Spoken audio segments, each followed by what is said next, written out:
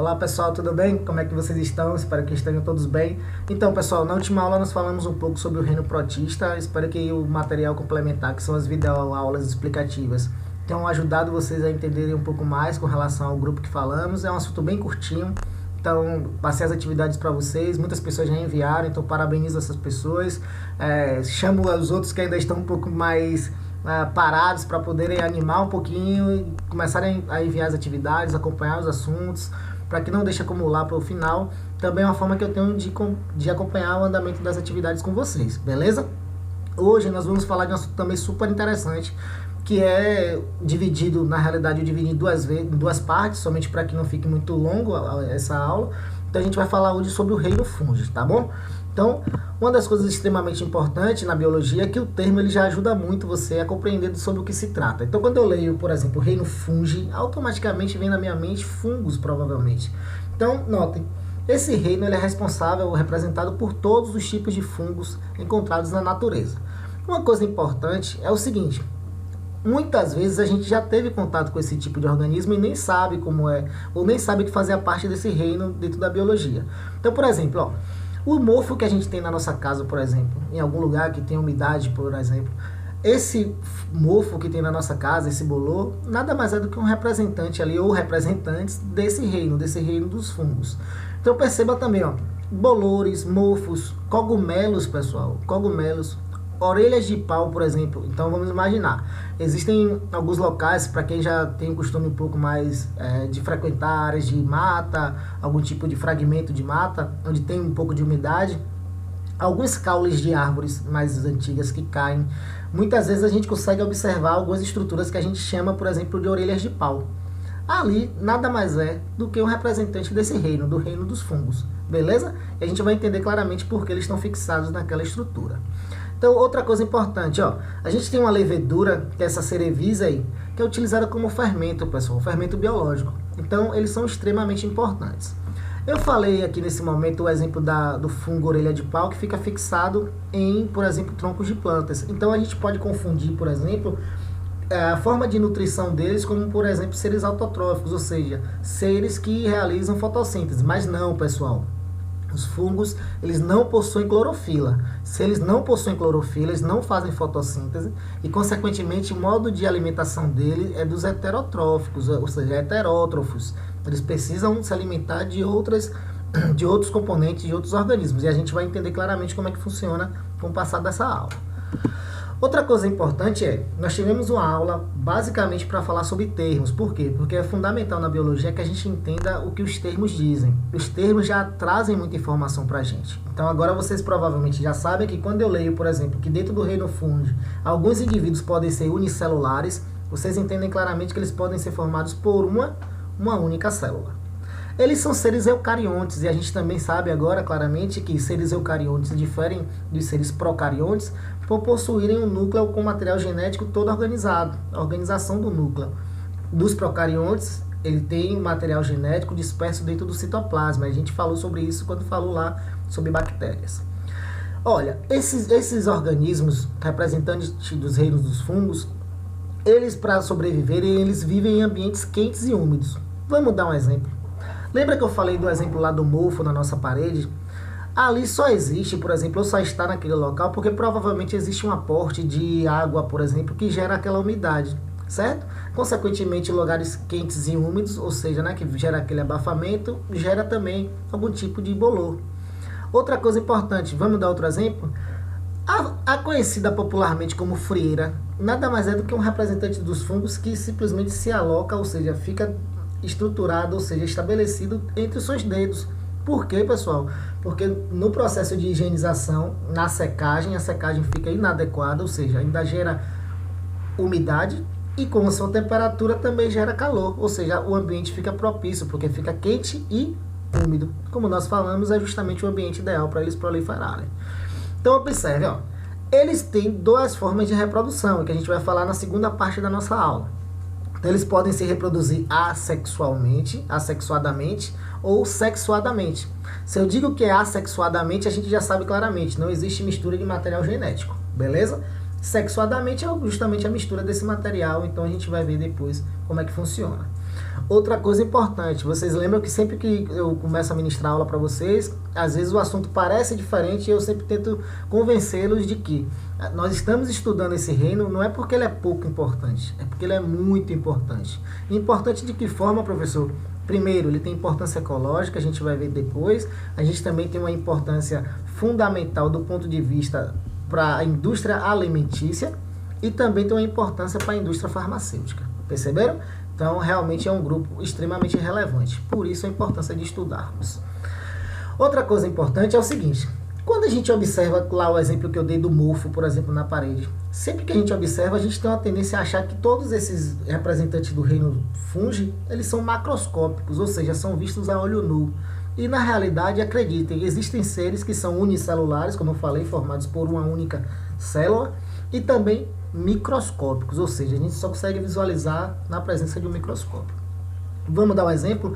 Eu já citei essa levedura anteriormente e vou realmente reforçar com esse exemplo. Aqui na nossa direita vocês podem perceber a figura aqui, ó. Claro que essa é uma figura de microscopia eletrônica, tá, pessoal? Então está aumentado milhares de vezes. Vocês percebem que esse fungo, embora pareça, quando visualizado a olho nu, um único ser, você percebe que eles são formados por seres unicelulares, seres independentes ali, certo? Esse exemplo aqui é claramente esse Cerevis aí. Percebam qual é a importância desse grupo. Na fabricação de pão, a gente utiliza esse tipo de levedura. No etanol, ou seja, no álcool combustível. Para a produção de cachaça e para a produção de cerveja também, pessoal. Então perceba, no processo de fermentação que ele utiliza para conseguir os nutrientes para ele, consequentemente geram resultados, produtos que são importantes para nós mesmos, para o ser humano. Perceberam? Então esses indivíduos são fundamentais. Outra coisa importante é, quando a gente pensa na organização corporal desses indivíduos, a gente tem que ter em mente duas coisas.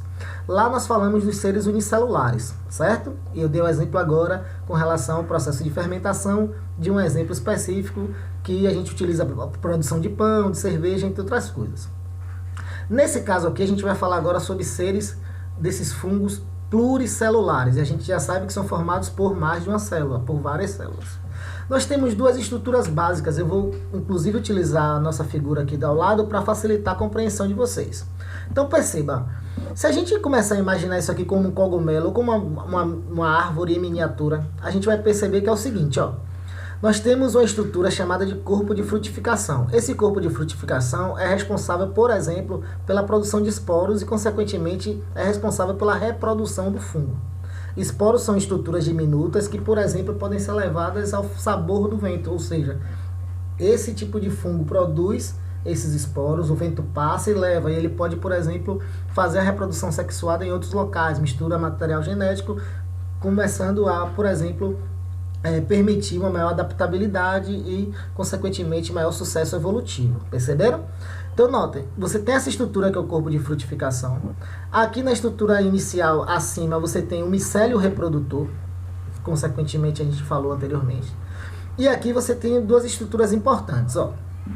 Nessa parte onde a gente começa a visualizar, parecendo como se fossem raízes de plantas, o nome disso é micélio vegetativo. Então perceba, onde é que esse micélio vegetativo fica? Ele fica basicamente no interior do substrato, ou seja, no exemplo que eu dei lá da orelha de pau que está no tronco, ele fica por dentro daquele tronco justamente para adquirir os alimentos naquela forma. Por que eu digo vegetativo, pessoal? Porque ele está associado à vida, à permanência desses organismos. Perceberam? Então vamos seguindo. Se eu começar a olhar esse micélio de modo geral, a gente começa a perceber que ele é formado por unidades. E aí a gente tem uma outra característica importante.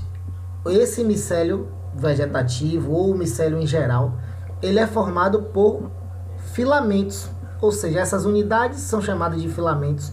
O conjunto dessas unidades, que são essas hifas, no nome específico são hifas, então esses filamentos juntos formam o micélio.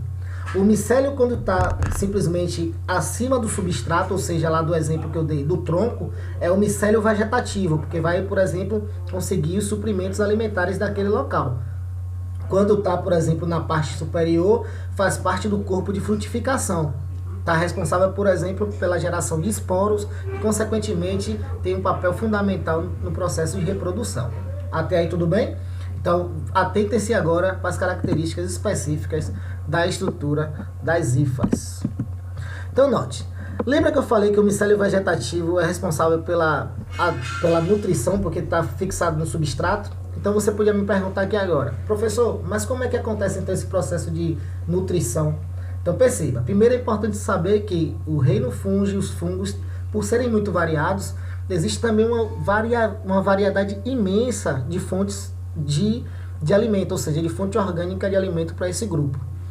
Outra coisa fundamental é que a gente pode, por exemplo, ter fungos que se alimentam de matéria viva, de resto de outros organismos, inclusive de organismos mortos, e a gente vai perceber a importância também nesse processo. Alguns são parasitas, pessoal, e alguns também são parasitas de animais e de plantas. Vou dar um exemplo de um fungo que gerou um impacto absurdo, inclusive aqui no sul da Bahia. Não sei se vocês já ouviram falar, a vassoura de bruxa. O fungo responsável pela doença vassoura de bruxa, que dizimou grande parte da produção cacaueira aqui no sul da Bahia, especificamente, é um parasito. Perceberam? Então gerou um impacto econômico extremamente importante. Então, por isso estamos estudando, porque o grupo é extremamente relevante. Então, outra coisa importante, como é que acontece a nutrição nesses casos, pessoal? Aquele micélio vegetativo que está fixado no substrato, que é de onde ele vai, né, adquirir alimentação, que é formado por hifas. Esse micélio libera o que, pessoal? Enzimas digestivas. Consequentemente, vai agir extracelularmente, vai degradar aquela estrutura e vai gerar moléculas orgânicas que serão o que? Absorvidas. Absorvidas por quem? Pelas hifas. Se o conjunto de hifas são os micélios, que são, por exemplo, estruturantes ou reprodutores, então a gente agora já sabe claramente como funciona. Para que eles fazem esse tipo de absorção? Para o que quase todo ser vivo faz, para a sobrevivência e para o crescimento. Consequentemente, no futuro, reprodução, entre outras coisas. Até aí tudo bem, pessoal? É importante a gente ter em mente que essas hifas, como eu falei, que são unidades lá filamentosas que formam o micélio, eles são de duas formas, certinho? Então você tem hifas que são cenocíticas. Pessoal, lembrem-se da figurinha aqui que a gente vai facilitar a compreensão. Ó. O micélio vegetativo está aqui fixado ao substrato. O que é substrato? A matéria orgânica que ele está se alimentando. Quando a gente começa a olhar essas unidades que são as hifas, você tem alguns tipos específicos. Olha lá, ó. Nas cenocíticas, você está percebendo claramente que os filamentos aqui, eles são contínuos, tá vendo? Eles não têm nenhum tipo de divisão. Eles são preenchidos por uma massa citoplasmática e você percebe que tem vários núcleos dispersos aqui dentro dessa hifa cenocítica. Perceberam? Vocês vão conseguir comparar claramente quando vocês observam agora uma hifa septada. Quando eu digo que é septada, vocês conseguem entender o quê? Que é um septo. É algo que segmenta, algo que divide. Então perceba, nessas hifas septadas, a gente já tem alguns septos, mas notem, eles são incompletos. E qual é a característica fundamental? A gente está vendo aqui que eles são incompletos, está vendo aqui? E também que possuem dois núcleos. Então em cada estrutura da hifa, cada estrutura de compartimento celular dessa hifa, a gente percebe que tem dois núcleos. Isso vai ser importante para que a gente compreenda depois no processo de reprodução. Aqui somente para reforçar, para repetir e fixar realmente. Então perceba nessa figura aqui, pessoal, do cogumelo. Nós temos aqui o micélio, não é isso? Que cada micélio aqui é formado por um filamento, um conjunto de filamentos, que a gente já sabe que são hifas. Tem dois tipos de hifa, ou é cenocítica, que não tem estrutura, não tem septo, ou são septadas, que tem septos.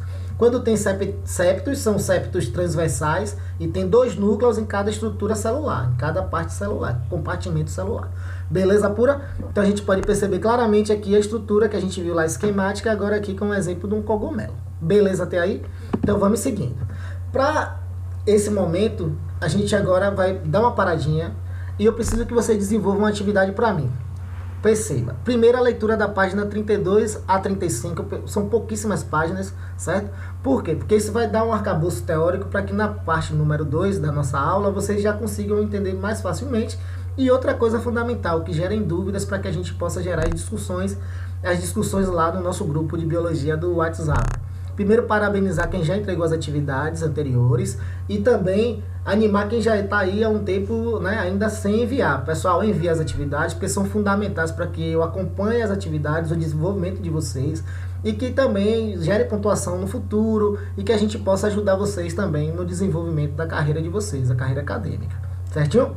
Outra coisa importantíssima, desenvolva um resumo. Pessoal, não é um resumo muito grande, é no mínimo um parágrafo, certo? Um texto bem pequenininho, geralmente eu faço isso na sala de aula, vocês já estão acostumados, que é somente com suas palavras do que você entendeu dessa aula, certo? Para que a gente comece, por exemplo, a gerar dúvidas. Então você fazendo o resumo, você diz, poxa, mas eu não entendi determinada estrutura, e a gente volte lá conversando no grupo do nosso WhatsApp, certinho?